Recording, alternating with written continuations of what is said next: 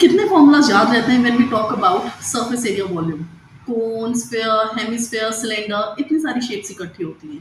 पहले class 8th में सिखाते हैं, फिर 9th में कंटिन्यू करते हैं और 10th में सारी चीज़ें क्लब हो जाती हैं, right? So when we talk about surface area volume, CSA, LSA volume, सब चीज़ें क्लब हो जाती हैं, दिमाग में खिचड़ी बनती है। कई बच्चे कॉन्फिडेंटली याद रख पाते हैं, कई बच्चे नहीं रख पाते, right? So this video is actually going to be a one-stop solution for all your needs, whether you are learning it afresh or you are revising your concepts. So hi everyone, welcome back to Studies Nest. I am Tanya, your teacher. So in this video, we are going to learn all the formulas logically समझते हुए कि कैसे formulas बने और उनको कैसे याद रखा जाए. Tabular form में समझाऊंगी, एक एक formula डिटेल में समझाऊंगी along with shapes and their dimensions. So ध्यान से देखना and at the end you will find useful tips about how to understand the difference between surface area and the volume जब चीजें club होती हैं class 10th के लिए. Although this video is for both the classes 9th and 10th क्योंकि 9th में सारी shapes खत्म कर दी जाती हैं, सारे formulas सिखा दिए जाते हैं. 10th में चीजें क्लब होती हैं, right? So let's start learning. Okay. सबसे पहले देखो यहाँ पे मैंने टेबल बना के रखा है, टैबुलर फॉर्मेट में समझाऊंगी. हर शेप को अलग अलग डिटेल में समझेंगे, LSA, TSA, वॉल्यूम. ठीक है, स्टार्ट करते हैं क्यूब से. सबसे पहले क्यूब, क्योंकि क्लास 8th में जब हम स्टार्ट करते हैं क्यूब, क्यूबॉइड और सिलेंडर कराया जाता है, तो ये सबसे पहले पुरानी शेप्स हो जाती हैं. Fine. So starting with cube first. Cube में क्यूब किसकी बनती है? क्यूब सिर्फ स्क्वायर्स की बनती है, right? So what we have over here is we have got one side length which is S. चाहे हम लेंथ की बात करें, विड्थ की बात करें या हाइट की बात करें. ओके. अब LSA बच्चे जनरली कंफ्यूज रहते हैं कि LSA होता क्या है. LSA means lateral surface area and when we talk about lateral surface area we talk about only the 4 walls. अपने कमरे को देखो, यहाँ वो क्यूबिकल कमरा होता है, यहाँ वो क्यूबॉइडल कमरा होता है, राइट? तो अगर हम सिर्फ 4 वॉल्स की बात करते हैं तो फ्लोर और सीलिंग की बात नहीं हो रही. तो इसी तरह से चाहे एक क्यूबिकल बॉक्स हो, रूबिक्स क्यूब कंसिडर कर सकते हो, सबसे अच्छा एग्जांपल है क्यूब को समझने के लिए. तो सिर्फ 4 सरफेसेस की हम बात करते हैं लिटरल सरफेस एरिया के लिए. और क्यूब है, क्यूब में एक सरफेस स्क्वायर है, साइड भी स्क्वायर है, इधर भी स्क्वायर है, बैक साइड भी स्क्वायर है. तो 4 स्क्वायर्स हो गए. एक स्क्वायर का एरिया होता है S स्क्वायर. तो 4 स्क्वायर्स का एरिया क्या बनेगा? It is going to be 4S square. And that becomes the lateral surface area of the cube, right? अब क्यूब का ही टोटल सरफेस एरिया देखो. टोटल सरफेस एरिया की जब हम बात करते हैं, 4 walls, the base and the top, total 6 surfaces हैं हमारे पास और 6 के 6 स्क्वायर्स हैं. तो अब फॉर्मूला क्या बन जाता है? 6S square. जब भी हम TSA की बात करेंगे किसी भी शेप में, TSA ऑलवेज इंक्लूड्स LSA और CSA हम नेक्स्ट पेज पे समझेंगे. Now coming to the volume. देखो वॉल्यूम क्या होता है? Volume is always the area of the cross section times the height of the shape. Area of the cross section का मतलब जो बेस है. ओके. अब यहाँ पे बेस क्या है? स्क्वायर है, विच इज S इंटू S, और उसकी हाइट कितनी है? S है. तो वॉल्यूम क्या बन गया? S into S, that is S cube. I repeat, volume किसी भी शेप का क्या मतलब होता है? Area of the cross section, और you can consider area of the base times the height. ठीक है. अब आते हैं नेक्स्ट शेप पे हमारी, विच इज क्यूबॉइड. ओके. यहाँ पे मैंने नाम नहीं लिखे, नाम भी लिख देती हूँ. दिस इज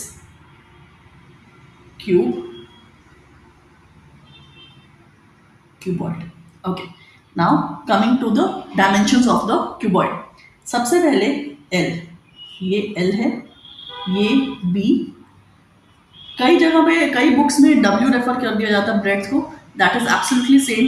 ब्रेड्थ का हो या विड्थ का हो, एक ही बात है. ये लेंथ है, ये ब्रेड्थ है और ये हाइट. ठीक. अब lateral surface area, again the area of the 4 walls. यहाँ पे थोड़ा सा फर्क है. देखो कैसे समझेंगे हम. पहले ये वाला फेस समझो. यहाँ पे कौन सी 2 चीजें यूज हो रही हैं, कौन सी 2 डायमेंशन यूज हो रही हैं? We are using L and H. I'll mark it again. This is L and this is H. तो ये वाला जो फेस है जिसको मैं हाईलाइट कर रही हूँ, फ्रंट फेस, इसका एरिया क्या बन जाएगा? L into H. रेक्टेंगल का एरिया L इंटू H होता है, राइट? और इसकी जो बैक साइड है, it is completely identical, I am highlighting that, completely identical है, राइट। तो I am writing the area of these two walls, तो 2LH, ठीक। अब हम इसमें क्या ऐड करेंगे, हम इसमें ऐड करेंगे दो साइड वॉल्स, ये वाली वॉल, ठीक है।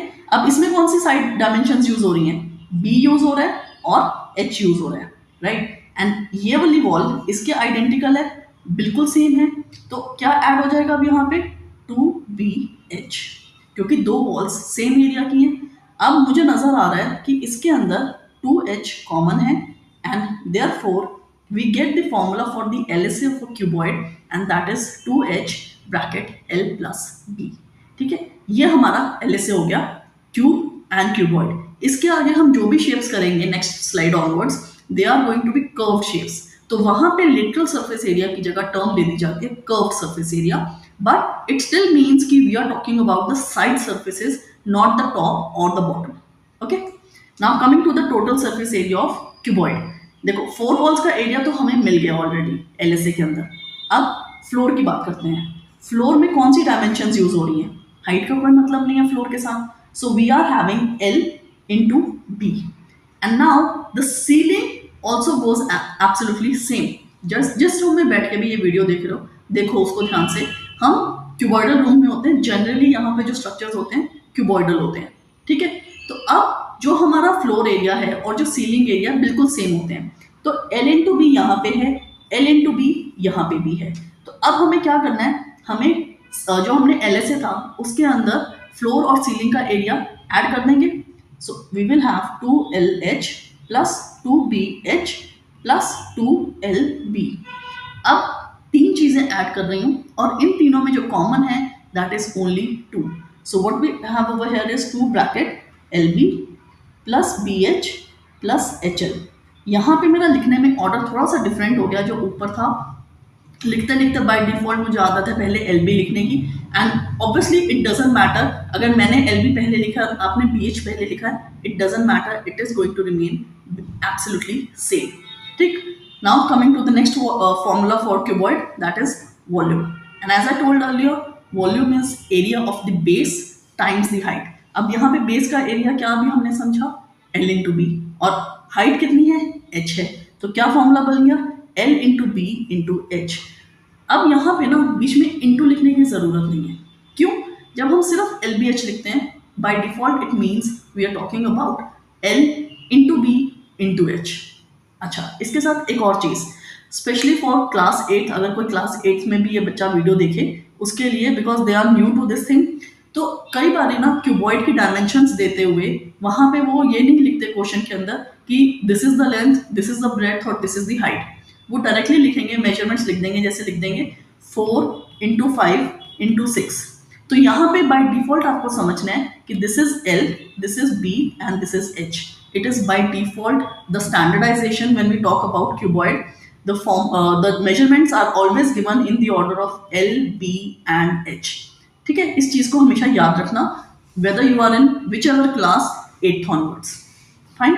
Now moving on to the next slide, and the next shape we are going to talk about is cylinder, okay। अब सिलेंडर के अंदर दो चीजें होती है, दो मेजरमेंट्स हमें मिलती हैं। The first one is radius, because जो बेस है और जो टॉप है दे आर सर्कुलर्स।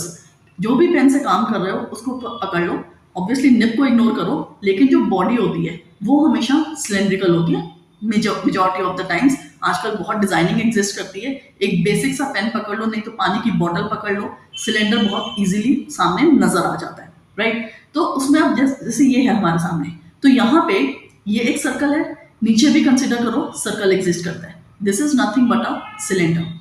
तो ऊपर के सर्कल का रेडियस होता है सिर्फ हमारे पास, और height, right, and height is denoted by H।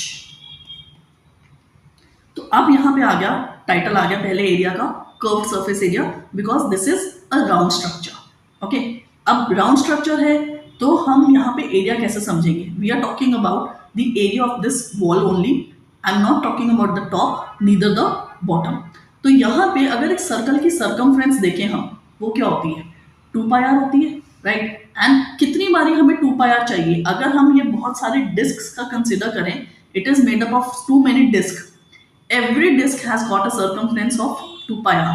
And कितनी बारी रिपीट हो रही है वो डिस्क? h टाइम्स रिपीट हो रही है, बिकॉज टोटल हाइट तो हमारी h है ना. So therefore the curved surface area becomes 2πrh. इस तरह से बनता है 2πr is the circumference of the top और bottom circle times the height, that gives us the curved surface area of a cylinder. ठीक. अब इसके बाद बात करते हैं टोटल सरफेस एरिया. बहुत इजी है समझना टोटल सरफेस एरिया. क्यों? क्योंकि देखो कर्व सरफेस एरिया तो मिल गया और हमें पता है जो नीचे है वो सर्कल है, जो ऊपर है वो भी सर्कल है, और सर्कल का एरिया बहुत अच्छी तरह से बच्चों को आता है विच इज πr². तो दो सर्कल्स हैं तो 2πr² हो गया, which we are going to now add into the curve surface area. So 2πrh plus 2πr². अब यहाँ पे 2πr कॉमन आ जाएगा and we are left with h plus r, and hence this is your formula for the TSA of a cylinder. Fine. Now the last formula for cylinder, that is volume. Volume का मतलब capacity, and as I said earlier the area of the base, circle है उसका area πr². क्या करना है उसको, हमें जो भी हाइट है हमारे ऑब्जेक्ट की उससे मल्टीप्लाई कर देना है. So as simple as that πr² times height, and hence the formula is for the volume of a cylinder is πr²h. ठीक है, ये चीज याद कर लो. वॉल्यूम का मतलब area of the base times height. चीजें समझना बहुत इजी हो जाता है. ठीक. अब आते हैं कोन. कोन में ना दो चीजें नहीं होती, कोन में हमेशा हमारे पास तीन चीजें होती हैं अवेलेबल. कौन कौन सी तीन चीजें होती हैं? देखो, ये अगर बेस है हमारा, कोन को समझ लो, आइसक्रीम कोन समझ सकते हो, नहीं तो बर्थडे कैप बहुत अच्छा एग्जाम्पल है. क्योंकि जो बर्थडे कैप जब पुराने जो हमारी जनरेशन की स्पेशली जब एक ही तरह की बर्थडे कैप होती थी, कोनिकल सी इलास्टिक वाली, तो नीचे सर्कल होता है और ऊपर एक ऐसे कोन खड़ा होता है. Right. That is the best example of a cone to understand. तो जो सर्कल है दैट मीन्स उसके लिए रेडियस अवेलेबल है हमारे पास. ये हो गया हमारा radius. And when we talk about the vertical altitude or the straight height of the cone, that is denoted by the letter h. But यहाँ पे हमारे पास एक और चीज अवेलेबल होती है कोन के अंदर, and that is L, which is called as slant height. तो जब हम slant height की बात करते हैं, देखो ये हमारा straight height है, ये हमारी slant height हो जाएगी. राइट. एक राइट एंगल ट्रायंगल फॉर्म हो जाता है. अब राइट एंगल ट्रायंगल, ये हमारा राइट एंगल है और उसके ऑपोजिट जो हाइपोटेन्यूज है that is nothing but the slant height. Fine. चलो ये तो हमने समझ लिया. एंड यहाँ पे एक रिलेशन कोन का अपने में एग्जिस्ट कर जाता है which is apart from CSA, TSA and volume, that is a relation between the right angle triangle sides, and that is nothing but Pythagoras theorem. तो L² यहाँ पे क्या होता है? L² equals h² plus r². Okay, ये है कोन के अंदर. फाइन. अब आते हैं CSA. CSA क्या है? CSA we are talking about just the curved area of the conical part, not the base. Top में तो कोन के है ही नहीं, कुछ पॉइंट होता है. राइट. तो जो कर्व्ड एरिया है हम उसकी बात कर रहे हैं. उसका जो फॉर्मूला यहाँ पे बनता है दैट इज πr. देखो सर्कल तो है लेकिन सर्कल ना रिड्यूस हो रहा है ऊपर ऊपर जाते जाते, तो इसलिए 2πr नहीं रहता यहाँ पे. It is just πr. और किस चीज से मल्टीप्लाई होता है? स्लांट हाइट से मल्टीप्लाई होता है. So the curve surface area is πrn. ठीक. अब TSA फिर से वही लॉजिकल अप्रोच कि कर्व सरफेस एरिया मिल गया तो उसमें हमें बेस एरिया ऐड करना है, and base area is nothing but πr² over here. अब यहाँ पे क्या कॉमन आता है? πr कॉमन आ गया and we are left with L plus r. ये हमारा बन गया TSA of a cone. Now let's understand the volume. Cylinder का वॉल्यूम हमें समझ आ गया था कि πr²h. अब कोन को समझ लो. कोन एक ऐसा स्ट्रक्चर है, अगर कोन और सिलेंडर दोनों सेम हाइट और सेम रेडियस के हैं, cone is always 1/3 the volume of a cylinder. क्यों?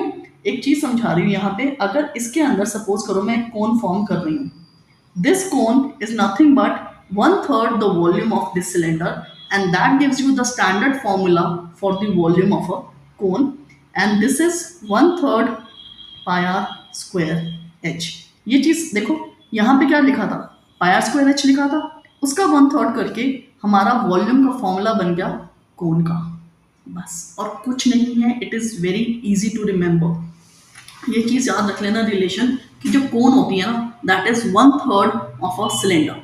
फाइन। अब आते हैं last two shapes which are sphere and hemisphere. ठीक, पहली शेप है स्फेयर। स्फेयर के एग्जांपल्स अगर दूं, कोई भी तरह की बॉल, एक टेनिस बॉल हो, फुटबॉल हो, वॉलीबॉल हो, कोई भी तरह की बॉल, और तुम्हारी अपनी धरती earth, that is a sphere, right? As far as my knowledge it is a sphere. Okay, तो when we talk about a sphere, बहुत इजीली एग्जांपल्स अवेलेबल हैं समझने के लिए। So what I have given over here an effect, सिर्फ circle नहीं बनाया, I have try to give an effect over here to understand that it is not just a 2D circle but a 3D sphere. ठीक, अब circle की बात करते हैं, sphere की बात करते हैं। Sphere is nothing but a 3 dimensional object and the base shape is circle. तो उसके अंदर हमें क्या अवेलेबल होता है, हमारे पास सिर्फ रेडियस ही अवेलेबल होता है, राइट? और कुछ नहीं होता। तो कर्व सरफेस एरिया, अब स्फेयर के अंदर कर्व सरफेस एरिया और total surface area, do we have any flat surfaces in a sphere और a ball? No, it has everything around is only curved. चाहे ऊपर से बात करो, चाहे साइडों से बात करो, चाहे नीचे से बात करो, सब चीजें सिर्फ कर्व रहती हैं। तो इसके अंदर जो कर्व सरफेस एरिया और टोटल सरफेस एरिया दोनों सेम रहते हैं and the formula is 4πr square, sorry, square. Okay, so CSA and TSA both are same for a sphere. यहां पे लिखा नहीं। ठीक, अब बात करते हैं वॉल्यूम की। वॉल्यूम में देखो, हाइट नहीं है यहाँ पे हमारे पास, सिर्फ एक रेडियस है। The volumes formula over here is 4/3 πr cube. This is a formula for a sphere. Now the next shape, that is hemisphere. Hemi का मतलब हाफ होता है, और ये किसका हाफ है? ये स्फेयर का हाफ है, right? So it is called as hemisphere. ना, यहाँ पे भी हमारे पास एक रेडियस ही होता है। और एक चीज़ और समझ लो, हेमिस्फेयर की हाइट, क्योंकि अभी हम 9th में तो नहीं लेकिन 10th में ऐसे बहुत क्वेश्चंस होते हैं जहाँ पे एक ऑब्जेक्ट के ऊपर एक हेमिस्फेयर अटैच कर दिया जाता है, और वहाँ पे हाइट को लेके कई बार बच्चे थोड़ा सा कंफ्यूज रहते हैं। तो ये चीज़ समझ लो कि एक हेमिस्फेयर में ना, बेस का जो रेडियस है, that is the only height of the hemisphere. So radius, vertically भी रेडियस है, हॉरिजॉन्टली भी रेडियस है। ठीक, अब CSA की बात करते हैं। CSA and TSA are different when we talk about hemisphere. They are absolutely different. कैसे? देखो, जब हम CSA की बात कर रहे हैं हेमिस्फेयर में, we are just talking about this. नीचे के फ्लैट सरफेस की बात नहीं करेंगे। तो जो ऊपर का एरिया है, that is just 2πr square. Okay, अब TSA, कर्व्ड एरिया मिल गया, फ्लैट एरिया क्या है? Pi square. तो दोनों को ऐड करेंगे, 2πr² plus πr² equals to 3πr²। देखो, मैंने सारे फॉर्मूलाज हमेशा TSA में ऐड कर करके समझाए हैं, लेकिन आपको ये ऊपर के जो एडेड चीजें हैं वो नहीं याद करने की जरूरत, सिर्फ नीचे जो इक्वल में लिखा है वो याद करने की जरूरत है। ओके, अब volume, last formula for this topic, and that is a volume of a hemisphere. Hemisphere क्या है? हेमिस्फीयर बॉल का बिल्कुल हाफ है। अगर हम एक बॉल को सेंटर से बिल्कुल हाफ स्लाइस कर दें, राइट, तो क्या होगा? It is going to be half the capacity of that spherical ball, and hence the formula over here, ये 4/3 था, तो इसका हाफ जब करोगे यहाँ पे आपको फॉर्मूला मिलेगा 2/3 πr³ एंड दैट्स ऑल। ये रहे आपके सारे फॉर्मूलाज। फर्स्ट पेज पे हमने क्यूब और क्यूबॉइड समझा, फिर हमने सिलेंडर और कोन को समझा, लास्ट स्लाइड पे हमने स्फेयर और हेमिस्फेयर को समझा। क्लास 9th में इंडिविजुअल शेप्स रहती हैं, लेकिन क्लास 10th में शेप्स कंबाइन हो जाती हैं।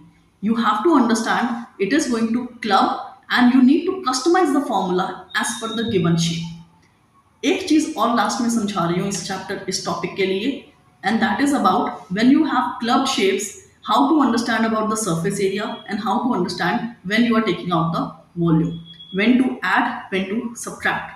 देखो, surface area, अब एक important चीज, अगर क्वेश्चन में सिर्फ surface area लिखा है, that means you need to calculate total surface area. Okay, वहां पे कर्व नहीं होता, वहां पे टोटल होता है when it is just surface area they are talking about. Fine. उसके बाद सरफेस एरिया हमें कैसे पता चलेगा कि अगर दो शेप्स हैं तो उसमें हमें ये दोनों का सरफेस एरिया ऐड करना है कि सब्ट्रैक्ट करना है। अगर आपका सरफेस इंक्रीज हुआ है जिसको आप टच कर सकते हो, चाहे एक शेप के अंदर दूसरी चीज को हमने डिगिंग किया है।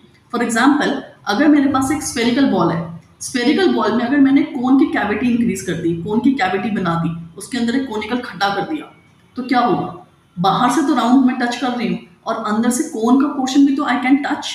सो when the area to touch has got increased, you are going to add up the areas. ठीक। अब मैंने क्ले की बॉल बनाई थी, उसमें से एक कोनिकल मैंने खड्डा कर दिया, I digged in, I made a cavity, conical cavity, और अ स्फेरिकल, बाहर से सिलेंडर था। ठीक, बाहर से सिलेंडर था, अंदर मैंने कोनिकल कैविटी क्रिएट कर दी। अगर मेरे सिलेंडर में जितना क्ले थी और कोनिकल कैविटी करने में मेरी थोड़ी सी क्ले निकल गई, तो इसका मतलब जो वॉल्यूम था वो तो कम हो गया। सो वॉल्यूम के केस में when we are digging in something the volume gets reduced, whereas if we are digging in, the volume, oh sorry, the surface area gets increased and we add up the areas. The volume gets reduced but the surface area gets increased in case of digging up. I'm not talking about attaching something on top or bottom. I'm talking about digging. And बच्चे यहाँ पे confuse रहते हैं कि surface area add होगा कि subtract होगा, volume add होगा कि सब्ट्रैक्ट होगा, and that is why this clarity. It is a very important tip, do remember that. And now the further videos are going to be based on, first I will be dealing with all the examples with respect to new NCRT and certain examples from the older NCRT also. And after that, I will be dealing with the exercises in detail. So we will be dealing with older NCRT and the newer NCRT. लेकिन old NCERT में से I am not going to pick up all the questions because थोड़े से selected surface area volume में उन्होंने ज्यादा changes नहीं किए नई एनसीईआरटी में, thankfully they just remove the frustum part, right? So just segregating what is important, and we will be having the videos for that in great detail. So do remember the formulas, do learn them properly, and if you want you can always create a chart and paste it on your board or walls in your study areas. So happy learning.